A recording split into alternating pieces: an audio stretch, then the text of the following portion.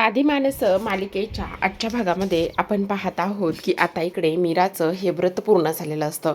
तेवढ्यातच आता तिचा फोन वाजतो आणि फोन वाजल्यानंतर आता इकडे निरूपा आणि पंकज म्हणत असतात, बघ बघ हॉस्पिटलमधून फोन आला असेल आणि जो सत्य आहे तो गेल्याची खबर आली असेल, बघ एकदा बघ. असं म्हणून आता मीरा जी आहे ती फोन उचलते आणि तिकडून रवीचा आवाज येतो की मीरा वहिनी, काळजी करण्यासारखं काहीच कारण नाही आहे, कारण सत्यादादाला जो ब्लड ग्रुप हवा होता तो ब्लड ग्रुप आता इथे मिळाला आहे, अवेलेबल झाला आहे असं तो इथे सांगतो. आणि ह्या सर्व गोष्टी सांगितल्यानंतर आता मीरा लगेचच देवासमोर हात जोडते आणि म्हणत असते, खरंच देवा, आज तुझ्यामुळे ह्या सगळ्या गोष्टी शक्य झाल्या आहेत. आज तुझ्यामुळे यांच्यासाठी जो ब्लड लागणार आहे तो मिळाला आहे. ही सर्व काही तुझीच किमाया आहे, ही तुझीच लीला आहे असं म्हणून देवाला आता इकडे मीरा हात जोडून नमस्कार करत असते. आणि तेव्हा निरूपा आणि जो पंकज आहे त्याला फार राग येत असतो, कारण त्यांचा हा जो काही प्लॅन आहे, हा जो काही डाव आहे तो इकडे उद्ध्वस्त झालेला असतो. आणि तेव्हा रियासुद्धा देवाला नमस्कार करत असते. तेव्हा इथे निरूपा म्हणत असते, आता जरी त्याला ब्लड मिळालेलं असलं ना तरीसुद्धा इथे मी त्याला जास्त दिवस जगू देणार नाही. त्यावर इथे मीरा म्हणत असते, त्याची काळजी तुम्ही करू नका सासूबाई, काही जरी झालं ना तरीसुद्धा इथे माझं त्यांच्यावर प्रेम आहे आणि माझं प्रेमच जिंकणार. तेव्हा निरूपा म्हणत असते, अगं आत्ता जरी तो वाचला असला ना तरीसुद्धा ह्या ह्या मी घातलेल्या जाळ्यामधून तो कसा बाहेर येणार आहे, तो त्या जाळ्यामधून नाही बाहेर येऊ शकत. कारण तुला एक गोष्ट सांगू का, त्याला आम्ही माझ्या जाळ्यामध्ये असं गुंतवले, असं अडकवले ना की तो अजिबातच त्यातून बाहेर येणार नाही. त्याच वेळेला आता मीरा म्हणत असते, बघूया ना तुमचं प्रेम माझं प्रेम जिंकतं का तुम्ही टाकलेलं हे जाळं जिंकतं, तेच मला पाहायचं आहे. तेव्हा निरूपा म्हणत असते, अगं माझंच टाकलेलं जाळं जिंकणार आहे. तेव्हा लगेच आता इथे मीरा म्हणत असते, मला तर एक गोष्ट समजली की तुम्ही त्यांच्या आई नाही आहात आणि तुम्ही कशा पद्धतीने वागताय ही सुद्धा गोष्ट मला समजली आहे. पण तुम्ही त्यांच्या जीवावर का उठलाय, का तुम्ही अशा पद्धतीने वागताय? हे बघा, असं काहीच करू नका. तुम्हाला फार मोठी चूक किंवा फार मोठा पश्चाताप इथे करावा लागणार आहे ह्या सगळ्या गोष्टी तुम्ही करून.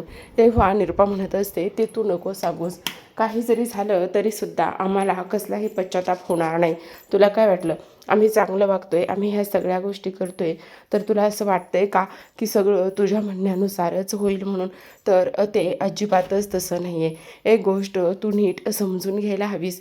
त्याच वेळेला आता इकडे रवी आणि रिया म्हणत असते, किती खालच्या थराला जाऊन वागणार आहात तुम्ही.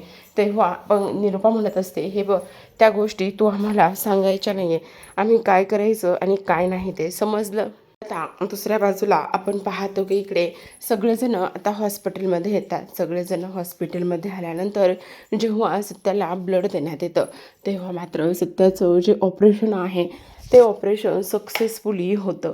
आणि तेव्हा सत्य आता बरा झालेला असतो. आता निरूपा मुद्दामच तिथे येते आणि म्हणत असते, सत्या बाळा, तू बरा आहेस ना रे? खरंच तुला जर काही झालं असतं ना तर ह्या आईचं काय झालं असतं, मी काय केलं असतं रे सत्या? खरंच आज ना तू बरा आहेस ह्या गोष्टीमुळे मला ना फार आनंद होतोय. खरंच रे सत्या, खरंच आज तू बरा आहेस ना ही गोष्ट माझ्यासाठी फार महत्त्वाची आहे असं सुद्धा निरूपाता इथे बोलू लागते. तेव्हा सत्या म्हणत असतो, आई तू आहे ना, मला काय बी झालेलं नाही आहे. पण निरूपा म्हणत असते, तरीसुद्धा रे मी तर जगलेच नसते तुला जर काही झालं असतं तर, पण तू बरा आहेस ना ही गोष्टच माझ्यासाठी खूप महत्त्वाची आहे असं सुद्धा आता इकडे ती बोलत असते. त्याच वेळेला आता इकडे मीरा मनातच म्हणत असते, खरंच कशी बाई आहे नाही, एक संधी सोडत नाही. एवढं सगळं काही झालं तरीसुद्धा चांगलं बोलण्याची आणि चांगलं हे करण्याची. आता सगळेजण म्हणत असतात, आता ऑपरेशन सक्सेस झालं आहे तर मग सगळ्यांनी आता घरी जाऊयात का? निरूपा म्हणत असते, नाही नाही, मी अजिबात इथून कुठेच जाणार नाही, मी माझ्या सत्याजवळच राहणार आहे, मी सत्याचीच काळजी घेणार आहे. आता हे बोलल्यानंतर याला राग येतो. तेव्हा मीरा म्हणत असते, नाही सासूबाई, तुम्हाला इथे थांबण्याची काही गरज नाही आहे. हे बघा, तुम्ही घरी जा, मी आहे ना इथे त्यांची काळजी घेण्यासाठी, तुम्ही नका काळजी करू. तेव्हा निरूपा म्हणते, नाही गं, माझं पोरगं आहे ते, मीच इथे थांबणार आणि मीच त्याची काळजी घेणार. आता सगळेजण घरी जातात तेव्हा निरूपा बाहेर येते. तर आता मीरा धावतच येते आणि म्हणत असते, काय चाललंय सासूबाई तुमचं? त्यांना ह्या सगळ्या गोष्टीचा त्रास होतोय, तरीसुद्धा तुम्ही अशा का वागायला? हे बघा, तुम्ही त्यांना मुलगा म्हणून स्वीकारलं नाही आणि हे सगळं काही होत असताना कमीत कमी हे असलं नाटक तरी नका करू. तेव्हा निरूपा म्हणत असते, ए गप ग, तू सांगणार का तर मला काय करायचं नाही काय नाही करायचं तर? तेव्हा मीरा म्हणत असते, हो मीच सांगणार, कारण तुम्ही किती चुकीचं वागायलात ती गोष्ट तुमच्या लक्षात येते का? अहो त्यांना त्रास होतोय आणि त्रास होत असताना तुम्ही अशा पद्धतीने कसं काय वागू शकता? तेच मला काही कळत नाही. त्यावर निरूपा म्हणत असते, हे बघ, तुला एक गोष्ट सांगू का मीरा? तरी झालं ना तरी सत्याला मी माझ्या जाळ्यातच ओढणार आहे आणि आता बघ ना, सत्यासमोर मी चांगली बनूनच राहणार आहे. तेव्हा मीरा म्हणत असते, हे बघा, कमीत कमी असं तरी वागू नका. त्यावर निरूपा म्हणत असते, काय करणार आहेस तू? काय करणार आहे सांग ना? तेव्हा मीरा म्हणते, तुम्ही असं वागताय ना तर ते सगळं मी ह्यांच्यासमोर उघड करणार. कसं करणार आहेस उघड सांग ना? अगं, तू हे सगळं उघड करू शकत नाही आहेस, कारण ते तुला जमणारसुद्धा नाही आहे. आणि सत्या तुझ्यावर विश्वास ठेवेल असं तुला वाटतंय? शक्यच नाही. सत्या तुझ्यावर विश्वास ठेवणं शक्यच नाही. फार चूक करतेस मीरा, तू फार चूक करतेस. हे बघ, आता तो माझ्या जाळ्यात पूर्ण अडकला आहे आणि पूर्ण अडकल्यानंतर तो तुझ्यावर विश्वास ठेवेल असं होणारसुद्धा नाही. अगं, तो तुला आता बघितून पुढे नजरेसमोरसुद्धा उभं करणार नाही असं निरूपा म्हणते आणि धावतच आता सत्याच्या ती खोलीकडे जाते. आता सत्या बाळा, तुला काही होते का रे? तुला काही त्रास होते का रे? नाही ना? चल बघ बरं, आता तुझी गोळी घ्यायची वेळ झाली, खाऊन घे बरं. म्हणून निरूपा आता लगेचच त्याला औषध देते. मीरा तिथे बाजूला बसलेली असते आणि खरंच माझं सत्याबाळ, जर तुला काही झालं असतं ना तर मी सहनच केलं नसतं. आज तुला बरं वाटतंय ना, त्यामुळे मलासुद्धा आनंद होतोय असं सुद्धा आता इथे निरूपा बोलत असते. आता ह्या सगळ्या काही गोष्टी इथे बोलल्यानंतर लगेचच आपण पाहतो की इकडे सत्या निरूपाकडे पाहतो आणि त्याला फार आनंद होत असतो की त्याची आई आज एवढ्या दिवसांनी त्याच्यावर भरभरून प्रेम करते, त्याला आपलं म्हणते आणि त्याची काळजी घेते. हे सगळं त्याला फार आवडत असतं. तर आता दुसऱ्या बाजूला आपण पाहतो मीरा घरी आलेली असते आणि सत्यासाठी तिने जेवण बनवलेलं असतं. हे जेवण बनवून आता ती सत्यासाठी डब्बा घेऊन जाणार असते. व्यवस्थित डब्बा पॅक केलेला असतो आणि खोलीमध्ये पर्स आणायला जाते. आता खोलीमध्ये पर्स आणायला गेल्यानंतर जो पंकज आहे तो बाहेर येतो आणि बाहेर आल्यानंतर मीराने डब्बा रेडी करून ठेवला आहे ही गोष्ट तो पाहतो आणि ही गोष्ट पाहिल्यानंतर लगेचच आता इकडे तो डब्बा घेतो आणि त्याला असं वाटत असतं की आता ही जी काही मीरा आहे ना, ती मीरा आता सत्यासाठी हा डब्बा घेऊन चालली. म्हणून तो लगेचच आता मीरा खोलीत गेल्यानंतर जो पंकज आहे तो मीराच्या खोलीची बाहेरून कडी लावतो आणि मीराच्या खोलीची बाहेरून कडी लावल्यानंतर आता लगेचच इकडे आपण पाहतो की जो काही पंकज आहे तो तसंच तिथून निघून जातो आणि तो तसंच तिथून निघून गेल्यानंतर आता इकडे तो म्हणत असतो, बस आता काय बोंबलत बसायचं आहे ना, तेवढं तू बसू शकतेस. आता काही जरी झालं ना तरीसुद्धा इकडे तू बाहेर काही येऊ शकणार नाहीस असं सुद्धा आता इकडे तो बोलतो. आणि ह्या सगळ्या गोष्टी बोलल्यानंतर आता आपण पाहतो की जो काही रवी आहे त्या रवीने मीराला कॉल केलेला असतो आणि रवीने मीराला कॉल केल्यानंतर विचारलेलं असतं की वहिनी तुला किती यायला वेळ लागेल? तेव्हा मीरा म्हणत असते, झालंच आहे रवी भाऊजी, मी सगळा काही स्वयंपाक इथे करून ठेवला आहे, फक्त आता तो टिफिनमध्ये भरायचा आहे आणि घेऊन यायचं आहे असं ती म्हणते. डब्बासुद्धा भरूनच ठेवला आहे. तर आता इकडे त्याला खोकला येतो आणि तो धावतच तिथून निघून जातो. आता धावतच निघून गेल्यानंतर आता तिथे ज्या काही आजी आहेत त्या आलेल्या असतात आणि आजी तिथे आल्यानंतर आपण पाहतो की आता इकडे मीरा म्हणत असते, दरवाजा कोणी बंद केलेला आहे कळत नाही. त्याच वेळेला आता इकडे हे सगळं काही होत असताना इकडे आजी म्हणत असतात, हा तर मीराचा आवाज आहे, हा दरवाजा कोणी नेमका बंद केला आहे असं आजी विचारतात. आणि असं आजी विचारल्यानंतर लगेचच आता इकडे त्या दरवाजा उघडतात आणि मीराला म्हणतात, काय गं मीरा, हा दरवाजा कोणी बंद केला होता? तेव्हा मीरा म्हणत असते, नाही माहिती. तेव्हा मीरा मनात विचार करते, हे सगळं पंकजचंच काम आहे, मला त्या गोष्टीची पूर्ण खात्री आहे असं सुद्धा आता इकडे ती बोलते. तेव्हा आजी म्हणतात, अगं सांग ना. नाही माहिती आजी, मी इथे आतमध्ये गेले ना, डब्बा आम्हाला ह्यांच्यासाठी घेऊन जायचा आहे. अगं हो, पण असं तुला कोणी बंद केलं आहे कळत नाही? मी आत्ता पाणी प्यायला आले होते आणि त्यावेळेस कळलं तुझा आवाज आला म्हणून मी धावत आले. तेव्हा मीरा म्हणते, असू देत, मी आता ताबडतोब ह्यांच्याकरिता डब्बा घेऊन जाते असं म्हणून मीरा आता धावतच हॉस्पिटलमध्ये डब्बा घेऊन येते. आता जेव्हा हॉस्पिटलमध्ये डब्बा घेऊन येते तेव्हा मात्र निरुपा ऑलरेडी सत्याला जेवण भरवत असते आणि पाहते तर काय, आता निरुपा म्हणत असते, अगं हे धूमकेतू मीरा, किती उशीर केलास गं येण्यासाठी. बघ बाई, आता जर ह्याला वेळेवर दिलं नसतं तर काय झालं असतं. पंकज होता म्हणून बरं झालं, पंकजने बाहेरून थोडंसं आणलं आणि तेच मी त्याला आता भरवते. अशी गं कशी, माहिती मीरा, तुझ्या मागे खूप कामं आहेत, तुला खूप कामं असतात, मग तू असं कसं वागणार गं. हे बघ, असं वागत नसतात, सगळ्यांची सगळी व्यवस्थित काळजी घेतली पाहिजे की नाही. आणि आता सत्याची तब्येत फार महत्त्वाची आहे की नाही. असं कसं गं वेंदिली, तू एवढे कामाच्या गडबडीत तू विसरली का. तेव्हा मीरा म्हणत असते, नाही सासूबाई, मी डब्बा वगैरे बनवून येतच होते, बस 2 मिनिटं उशीर झाला आहे. तेव्हा तिथे रवी आलेला असतो आणि रवी इथे पाहतो की त्याची आई कशा पद्धतीने मीराला इथे टोकून बोलते, टोचून बोलते, हे सगळं तो पाहतो. तेव्हा आता मीरा म्हणत असते, मी काय म्हणते, यातलं थोडंसं खाता का. तेव्हा आता सत्या म्हणत असतो, नाही धूमकेतू, आईनं मला भरवले, माझं पोट भरले, आता मला नाही भूक, असं तो म्हणत असतो. तेव्हा आता इकडे निरुपा मीराच्या जवळ जाते आणि म्हणत असते, बघितलं, हळूहळू करून माझी सुरुवातसुद्धा झालेली आहे त्याच्या नजरेतून तुला पाडण्यासाठी, त्यामुळे तू काळजी करू नकोस. आता हा जो काही तू डब्बा आणलास ना, हा डब्बा तू माझ्याकडे दे, म्हणजे हा जो डब्बा आहे ना तो मी स्वतः संपवते, मी खाते हा तो डब्बा. असं म्हणून आता मीराच्या हातून निरुपा तो डब्बा काढून घेते आणि तेव्हा मीराला राग आलेला असतो तिचा. पण राग येऊनसुद्धा काही फरक पडत नाही, कारण ही निरुपा आहे, ह्या निरुपाला कोण कसं आणि कशा पद्धतीने बोलेल हे काही नाही, कारण निरुपा एक नंबरची आगाऊ स्त्री आहे.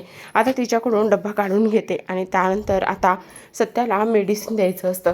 तेव्हा इथे मीरा पुढे जाते, तेवढ्यातच निरुपा पुढे जाते आणि म्हणत असते, असू दे गं मीरा, देते मी, काही होतं नाही आहे.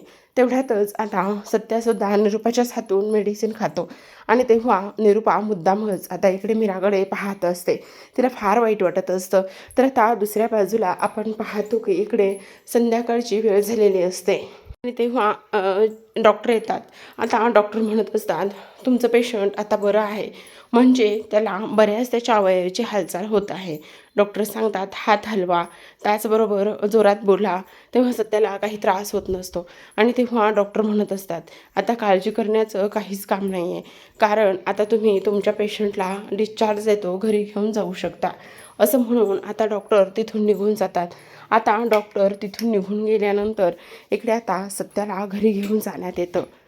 आता सत्या बरा आहे ही गोष्ट सर्वांसाठी फार आनंदाची असते आणि तेव्हा इकडे आजीला, त्याचबरोबर घरातील इतर लोकांना सुद्धा फार आनंद होत असतो. आता निरुपा म्हणत असते, नाही नाही, आता सत्याची मीच काळजी घेणार, काही जरी झालं ना तरी सत्याला घरी गेल्यानंतर काय हवं काय नको ह्या सगळ्या गोष्टी मीच बघणार. तेव्हा इथे सत्या म्हणत असतो, हो निरुपा, तूच बघ, मला काय हवं आहे काय नको ह्या सगळ्या गोष्टी तूच बघ, असं तो इथे बोलत असतो.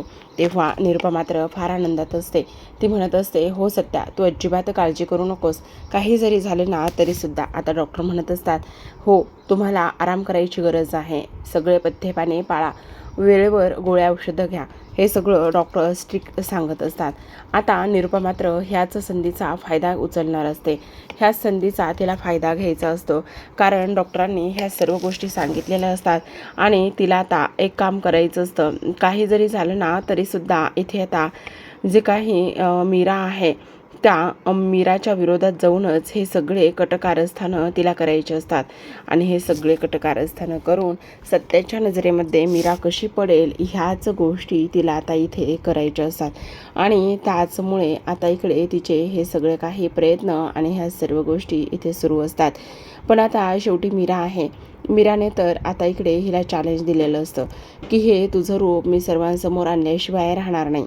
पण तरीसुद्धा निरुपा मात्र इकडे स्वतःला फार मोठी आणि महान समजत असते, हुशार समजत असते. पण तसं अजिबातच नसतं, कारण किती नाही म्हटलं तरीसुद्धा मीराचं आणि सत्याचं एकमेकावर फार प्रेम आहे, विश्वास आहे. पण आता सत्या जो आहे ना तो सत्या इथे आईच्या प्रेमात एवढा आंधळा झालेला आहे की आता आजूबाजूला काय होतंय काय नाही ह्या गोष्टी त्याला समजतसुद्धा नसतात. तर आता आपण इकडे पाहतो, सत्याला घरी घेऊन आलेले असतात. जेव्हा सत्याला घरी घेऊन येतात तेव्हा निरुपा त्याचं औक्षण करते आणि निरुपा त्याचं औक्षण केल्यानंतर ती म्हणत असते, की सत्या बाळा, तुला ना कोणाचीही नजर लागायला नको. काही झालं तरी इथे मी तुझी व्यवस्थित काळजी घेणार आहे आणि तुला कोणाच्याही नजरेमध्ये सुद्धा पडू देणार नाही. हे सगळं ती इथे बोलत असते. तेव्हा सत्या म्हणत असतो, अगं निरुपा, म्हणजे आई, तू अजिबात काळजी करू नकोस. आता तू माझी काळजी करायला आहेस म्हटल्यावर मला काहीही होणार नाही, असं सुद्धा आता इकडे ती बोलत असते. आता हे सगळं काही बोलल्यानंतर आपण पाहतो की इकडे मीरा आता त्याच्या गोळ्या औषध देण्यासाठी तयार होत असते आणि तेव्हा ती त्याला द्यायला घेते. तेवढ्यातच तिला आता एक फोन येतो. आता मीरा फोन उचलते आणि फोनवर बोलणारी व्यक्ती ही कस्टमर असते. मीराला खूप मोठ्या हारांची ऑर्डर द्यायची असते. तेव्हा मीरा म्हणत असते, हे बघा, मी तुम्हाला एखाद्या दुसऱ्या दुकानाचा नंबर पाठवते. आत्ता तर मला तुम्हाला ही ऑर्डर देता नाही येणार, कारण काय ना, माझ्या नवऱ्याला बरं नाही आहे आणि त्यामुळे मी तुम्हाला ही ऑर्डर नाही देऊ शकत, असं मीरा सांगत असते. आणि तेव्हा सत्या हे सगळं काही ऐकतो. आता मीराचा फोन सुरू असतो. तेवढ्यातच निरुपा येते आणि निरुपा पटकन सत्याला गोळ्याने औषध देत असते. तेव्हा लगेच आता इकडे मीरा म्हणत असते, अहो काय करताय सासूबाई, मी दिलं असतं ना. तेव्हा त्या म्हणत असतात, अगं तू तरी काय काय करणार ना, तुला तुझेसुद्धा दुकानातले फोन आहेत, त्याचबरोबर इकडे तुलासुद्धा कामं आहेत की नाही. मग उगाचच तू हे सगळं काही करायच्या भानगडीत नको पडू, कारण मी आहे ना, मी सगळं काही सत्याचं करेल ना. आणि तुला जर हार दुकान हे सगळं काही बघायचं असेल तर तू बघ. कसं आहे, तू काय काय करणार ना, म्हणजे तुला तिकडचं तुझ्या आईचं सुद्धा घर सांभाळायचं आहे आणि तुला तुझ्या आईचं सुद्धा घर सांभाळायचं असताना तू इथे काय काय करशील ग, असं आता इथे ती बोलत असते. तेव्हा आता मीराला समजलेलं असतं की ही बाई कशी आहे आणि कशा पद्धतीने हे सगळं ती करते, ह्या गोष्टी तिला समजलेल्या असतात. आणि ह्या सर्व गोष्टी समजल्यानंतर मीरा मात्र फार काही तिच्या नादाला लागत नाही. आता इकडे दुसऱ्या बाजूला आपण पाहतो की सगळ्यात महत्त्वाची गोष्ट झालेली असते आणि ती म्हणजे की आता इकडे सुधाकर किचनमध्ये येतात आणि तेव्हा मीरा सुधाकरला म्हणत असते, बाबा मला तुम्हाला काहीतरी सांगायचं आहे. तेव्हा सुधाकर म्हणत असतात, काय सांगायचं आहे. त्यावर मीरा म्हणत असते, बाबा तुम्हाला एक गोष्ट सांगू का, सगळ्यात महत्त्वाची म्हणजे जसं दिसतंय तसं नाही आहे. सासूबाई ज्या आहेत ना, त्या अजिबात बदललेल्या नाही आहेत. त्यांना इकडे सत्याबद्दल काही वाटत नाही आहे, त्या फक्त हे सगळं काही नाटक करायल्यात. तेव्हा आता सुधाकर मीरावर चिडतात आणि म्हणत असतात, अगं मीरा, तुझ्यावर आम्ही विश्वास ठेवतो म्हणून तू काही पण बोलायचं म्हणून बोलायचं का, असं कसं बोलू शकतेस ग. तेव्हा मीरा म्हणत असते, नाही मी तुम्हाला खरं सांगते, मी खोटं नाही सांगत आहे. तेव्हा सुधाकर म्हणत असतात, एखाद्याचं नाव कानफट्या पडलं की पडत असते, तसं झालंय तुम्हा सर्वांचं. निरुपाला असं तुम्हाला वाटतंय का की जी काही निरुपा आहे ती असंच करणार, ह्या सगळ्या गोष्टी करणार. हे बघा, असं अजिबातच नाही आहे. तू फार चुकीचा विचार करतेस, हे असं काहीच नाही आहे. आणि तेव्हा आता इकडे लगेचच दुसऱ्या बाजूला आपण पाहतो की मीरा म्हणत असते, हो हो मी सांगते ते अगदी बरोबर आहे. त्याच पद्धतीने इकडे सासूबाई वागायल्यात, त्या नाटक करतायत, त्यांना ह्यांच्याबद्दल काही वाटत नाही आहे, त्यांना कसलंही काहीच वाटत नाही, असं सुद्धा इकडे मीरा म्हणत असते. तेव्हा सुधाकर म्हणत असतात, बास ग बास, आता किती आणि काय काय बोलणार आहेस, किती आणि काय काय करणार आहेस मीरा आणखी. तेव्हा मीरा म्हणत असते, तुम्हाला जर माझ्यावर विश्वास नाही आहे ना, तर ठीक आहे, मी तुम्हाला पुराव्यानिशी सासूबाईंचा खरा चेहरा समोर आणेल. फक्त मी म्हणते तसं तुम्ही करा. एकदा का मी म्हणते तसं तुम्ही केलं ना, तर तुमच्या गोष्ट लक्षात येईल की इकडे सासूबाई ह्यांच्यासोबत फक्त ह्या असं चांगुलपणाचं नाटक करत आहे. ह्या सगळ्या गोष्टी मी तुम्हाला दाखवून देते, असं सुद्धा आता इकडे ती बोलत असते. तेव्हा आता इकडे जे सुधाकर आहे त्यांनासुद्धा मीराचं म्हणणं पटतं आणि मीरा नेमकं काय सांगणार आहे ह्या गोष्टीसाठी ते तयार होतात. आता प्रेक्षकांनो, पुढील भागामध्ये आपण पाहणार आहोत की आता इकडे नेहमीप्रमाणेच मीरा किचनमध्ये असते आणि नेहमीप्रमाणे किचनमध्ये असताना आता इकडे मीरा म्हणत असते, हे बघा सासूबाई, असं करू नका, त्यांना ह्या सर्व गोष्टींचा त्रास होईल. तेव्हा निरुपा म्हणत असते, होऊ दे, त्रास झाला तरी त्याला काही मी जन्म दिलेला नाही आहे आणि तो काही माझा मुलगा नाही आहे आणि मग मी ह्या सगळ्या गोष्टी त्याच्यासाठी का आणि कशामुळे करू, तो मेला तरी मला काही फरक पडत नाही, असं निरुपा आता बोललेली असते. तेव्हा आता हे सगळं काही बोलणं सुधाकरने ऐकलेलं असतं आणि तेव्हा सुधाकरला धक्का बसतो. सुधाकर आता समोर येतात आणि निरुपाला म्हणत असतात, अगं निरुपा, काय बोलतेस हे, तुला जरा तरी तुझ्या जिभेला हाड आहे की नाही. तेव्हा आता इकडे जी निरुपा आहे ती म्हणत असते, असू देत, मला काही फरक पडत नाही, कारण शेवटी सत्या हा अनवरस मुलगा आहे आणि त्यामुळे इकडे मला त्याला काय वाटतंय आणि काय नाही हे मी सहन करणार नाही, कारण त्यावेळेसुद्धा मी गप्प बसले पण आता गप्प बसणार नाही, समजलं, असं म्हणून निरुपा निघून जाते. मात्र मीरा ही सुधाकरकडे पाहतच असते आणि ती म्हणत असते, म्हणजे बाबा, असं म्हटल्यानंतर आता सुधाकरला काय बोलावं आणि काय नाही हे कळत नाही. शेवटी निरूपाने तिचा रंग दाखवल्यामुळे इथे सुधाकरला सुद्धा फार त्रास होत असतो. तर प्रेक्षकांनो, पाहत राहा साधी माणसं. भेटूयात उद्याच्या भागामध्ये. तोपर्यंत धन्यवाद.